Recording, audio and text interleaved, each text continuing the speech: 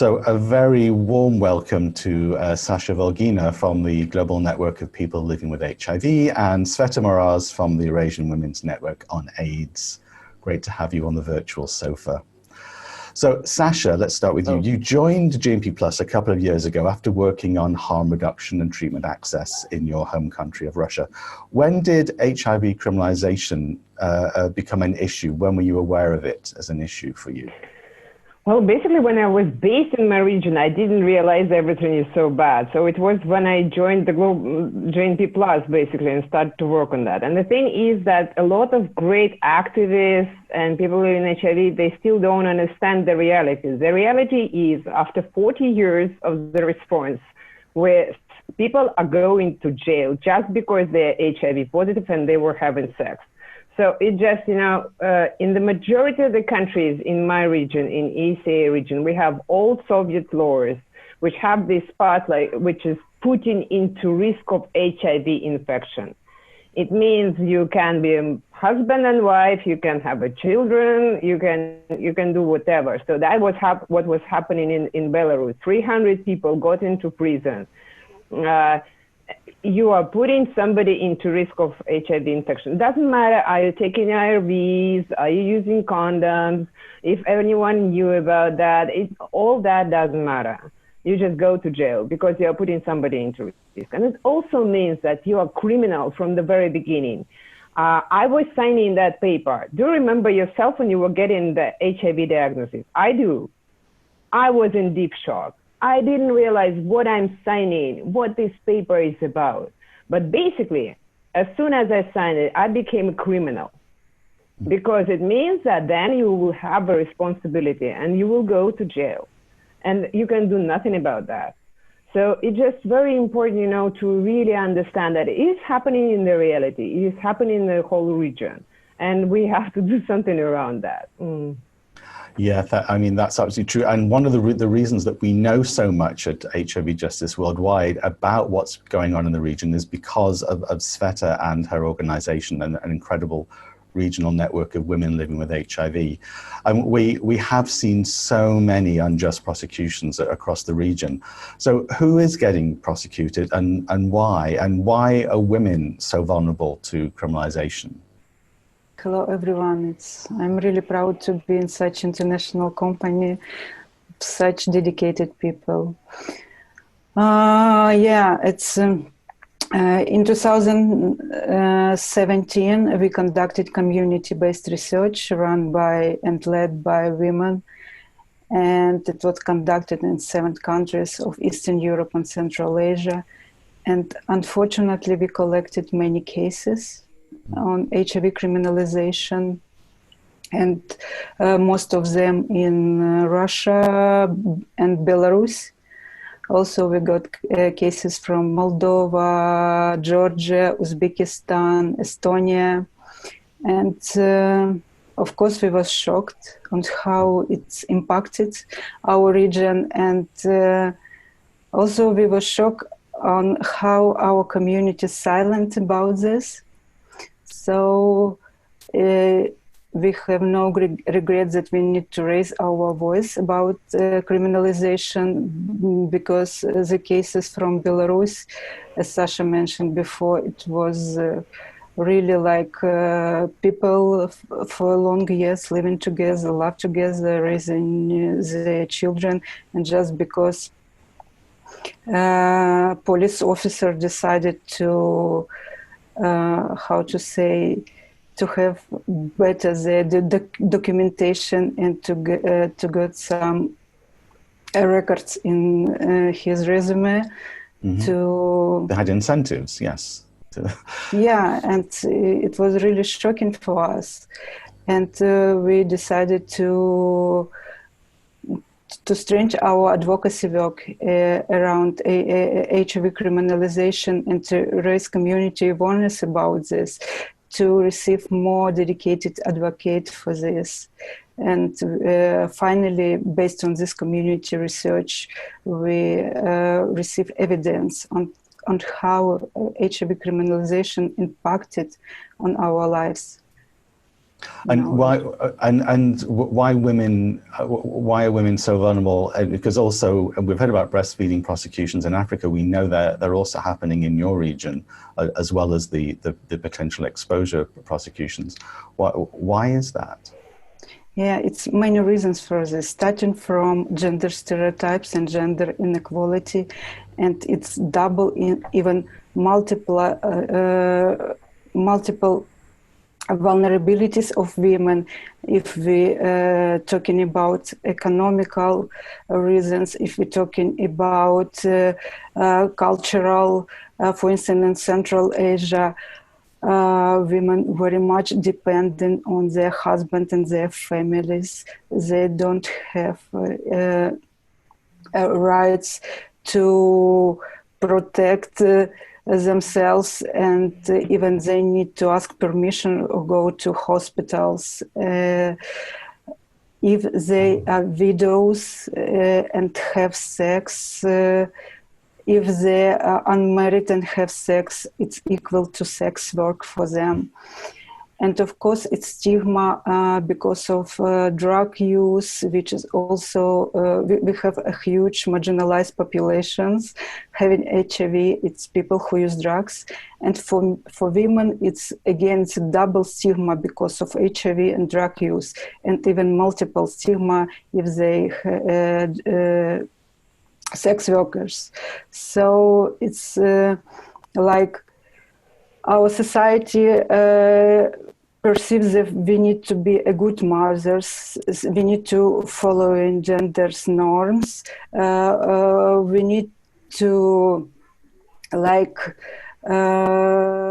not be so active and proactive in demanding our rights, and under the pressure of all these stereotypes and with stigma and discrimination related to HIV, women put in very vulnerable position. And again, it's very important access to justice, and women don't have skills, don't have support, and don't have resources to demand for their rights. And of course, they have very low knowledge for this. In this regard, it's very important peer-to-peer support and support of community-based organization where women can believe and trust their problems and find solution together with other community of women living with HIV and women dedicated to human rights protection. Yeah, absolutely, Sveta. Absolutely. Legal literacy, empowerment, those are really important things for all people, and especially for women in your region living with HIV. But despite all of the punitive laws and the draconian regimes under which many people living with HIV live in your region, there have been some successes. You've both mentioned Belarus. It was the country that had the highest per capita number of prosecutions, but there has been some success in law reform. Can you tell us about it? Yes, sure. So in Belarus, yeah, it was nightmare. It was really nightmare. And also, I think it's important to understand I was making quite a lot of interviews with the survivors, with those who were in prison. And you have to understand what is the impact on treatment and testing as well. Because what the people, when I was asking them, what you would do differently, they were saying, those who had money, they were saying, we would order from India the IRVs. We would never go to the treatment facilities. Those who didn't have money, they were saying, we would prefer to die rather than to go to treatment facilities, get tested, and then go to prison. So we just have to understand what was going on there. It wasn't easy at all. We were working together very hard with People Plus, with Yevna. Also, we've been supported quite. Yeah, I can say the support was really huge from the side of UNAIDS and country office, from WHO. They were supporting. Guys were working a lot with the prosecutor's office. They were working a lot with the community itself, trying to prevent the cases, trying to describe to the people what to say to police, what not to say to police. Also this prevention. They became excellent street lawyers, I can say. They're really very good in that now.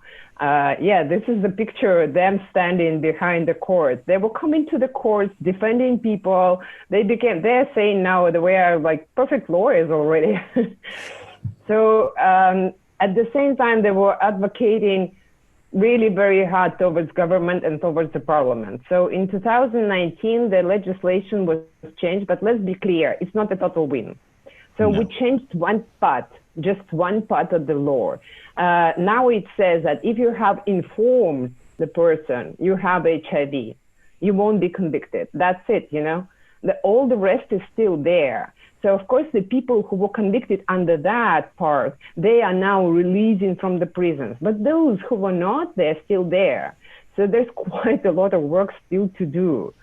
And we're now trying to find the other approaches. I believe Sveta will tell a bit more about that, about the like the approaches we're using also to fight that. And still we're still on the go, you know. The advocacy is still needed. Absolutely, yeah. I mean, there is so much more to do. Would you be able to just tell us quickly, Sveta, in about a minute, some of the actions that you're doing in the region to try and improve things around HIV criminalization? Yeah. First of all, we providing technical assistance and support for community groups who have intention, willingness, and capacity to advocate, to monitor, and to to collect evidence against of the harm of HIV criminalization. So we support community group in Belarus, in Ukraine, in Tajikistan, and other advocates, sometimes even lawyers who provide direct support in the court for our people. And we also want to integrate HIV criminalization issues in all CEDAW report our community members submit. For instance, HIV criminalization was included in the last CEDAW report submitted by Tajikistan, Kyrgyzstan, Kazakhstan, Ukraine women leaders. And for us, it's like integration and mainstreaming HIV criminalization issue in the women's organization agenda. And for our, it's big victory. Also, now we have a new, direction to collect gender disaggregated data. We want to understand on how HIV criminalization impacted on our women. And for instance, we receive such disaggregated by sex data from Ukraine and Russia. And for Ukraine, for instance, we've got that, and that data demonstrates for the period from 2015 to 2018, only women in Ukraine was prosecuted by the Article 130 of Criminal Code in Ukraine. And when I'm trying to explore the last cases, for instance, the last one, it was Sumskaya Oblast. It's a rural area of Ukraine, and women has been persecuted by not by the part 1, by the part 4, and only for biting police officer. And I was really shocked that in 2018 in Ukraine, women living with HIV is prosecuted for biting police officer. And yeah, so it's really shocking.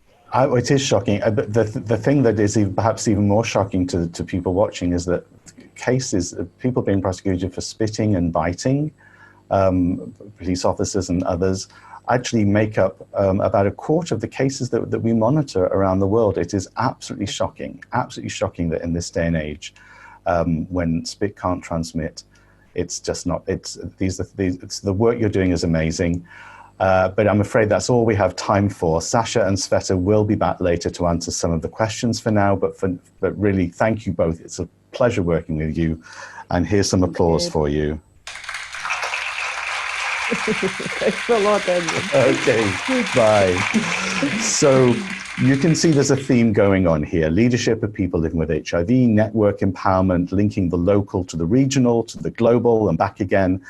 And we're going to see now what a difference this is making in Mexico and across Francophone Africa when we meet my next guests.